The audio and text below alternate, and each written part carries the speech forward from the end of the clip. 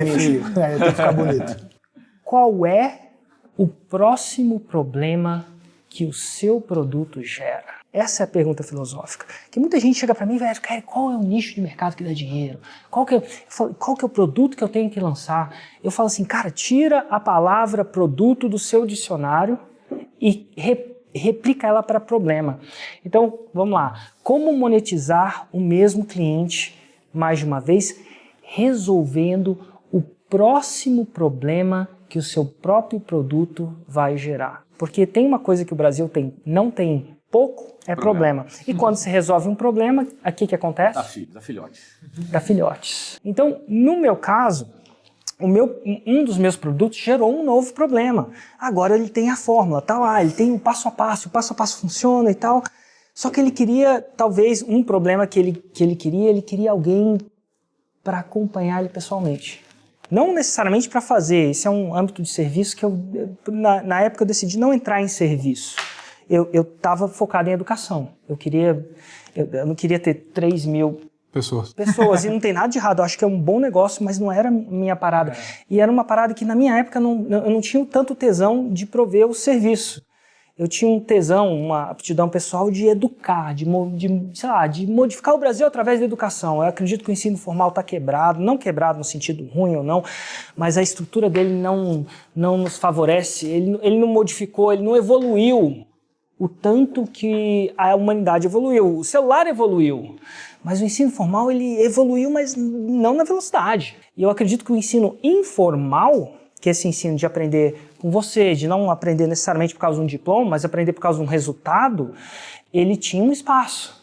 Então, o problema que foi gerado agora eu quero um acompanhamento mais de perto. Aí eu criei uma mentoria. Aí eu teve vários outros problemas. Aí o cara fazia mentoria. Olha só os problemas dos uns clientes. Fazia mentoria e fazia, uns 6 em 7. São 100 mil reais em 7 dias. Aí eu criei um outro problema, que eu tinha uma mentoria de 2.138 pessoas. Esse é o número de clientes ativos que eu tenho. E uma pancada de pessoas fazia o 6 em 7. Aí qual que é o problema de um cara que faz um 6 em 7? Ele quer mais. Agora ele não quer 6 dígitos, ele quer 7 dígitos. Agora eu pergunto, a conversa é a mesma? Não é. Por exemplo, você fez uma conversa de um time de marketing de uma empresa maior, um time de marketing de uma empresa menor, e aí eu criei um outro problema. Eu tive que criar uma mentoria para quem ia de 6 para 7.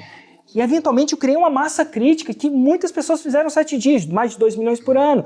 Aí eu criei uma segunda mentoria que chamava 2 para 10. Aí, de 2 para 10. Hoje eu tenho 155 pessoas nessa mentoria que eu mentoro. Aí, o que acontecia com os caras que faziam 2 para 10? Aí os caras chegavam em 10.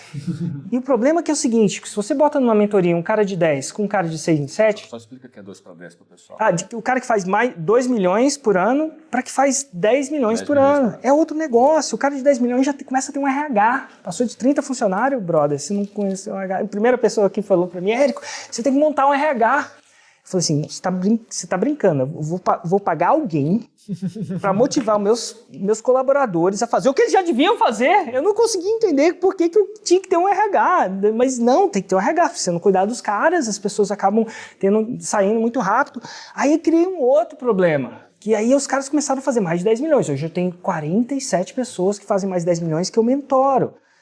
E eu tenho mais? Não tenho. Tem 4 dessas pessoas que fazem mais de 100 milhões por ano e estão nesse negócio. Mas eventualmente vai chegar uma massa crítica que eu vou ter, porque eu não posso fazer uma mentoria para uma pessoa, senão eu vou começar prestando um serviço. Nada de errado com isso, mas não é o meu modelo de negócio. E agora, mas eu não vendo mentoria, eu não vendo educação. Então volta para trás e pergunta, qual é o problema que ao adquirir o seu produto, ele passa a ter? Qual o problema? Demais. Posso dar 2 exemplos populares? Acho legal dar um exemplo dessa esteira de produto. Exato, esse exemplo popular, que é a XP Investimentos. Um cliente nosso lá, muita gente conhece, começou como uma corretora de investimentos, tu aporta teu dinheiro lá e espera que dê retorno em algum momento. Teoricamente, investimento de longo prazo. Como é que a XP vai conseguir fazer com que esse cliente monetize mais vezes? Ela está no mercado financeiro, então ela começa a olhar para o que o Érico está falando. Quais são os problemas desse cliente? Por um termo mais técnico, os pessoais de growth chamam de user cases, casos de uso. Qual outro caso de uso com alto pontos de contato, sendo que, tu entra na XP, tu vai depositar, ou no BTG aqui, parceiro do Flávio. Ele vai depositar pra caramba. Mas, o Flávio vendeu lá, vendeu depois de 2 anos, ou depois de 6 meses, ou depois de 3 meses, ele está muito líquido. 3 meses sem voltar, sem pontos de contato, é um problemão. Aí o que a XP lançou? A BTG tem também, vários bancos, mas a XP lançou recentemente cartão XP. O cliente da XP, por exemplo, eu sou um cliente XP, o cara que acessava uma vez por ano, uma vez a cada 6 meses, agora todo dia tem um ponto de contato e dá mais receita. Só que o ponto volta lá no começo que tu falou, né, de perder dinheiro com alguns produtos. Não necessariamente, não que seja o caso, o cartão XP é para dar mais dinheiro, mas é para aumentar pontos de contato. Agora eu converso com esse cara todos os dias, 2, 3 vezes por dia. É a chance de eu falar, cara, by the way, eu tenho esse outro negocinho aqui, tenho esse outro negocinho aqui, e o cara vai ficando mais próximo do meu ecossistema. Cara, tem um exemplão aqui, né, o iFood. Eu, infelizmente, de alguma forma, todo dia no iFood, não queria, mas todo dia entro, no caso, para comprar comida. O iFood é um exemplo bom porque ele é muito simples de explicar. O iFood ele começa vendendo o óbvio, ó o CAC barato. Qual que era o óbvio? O óbvio era pizza sábado à noite.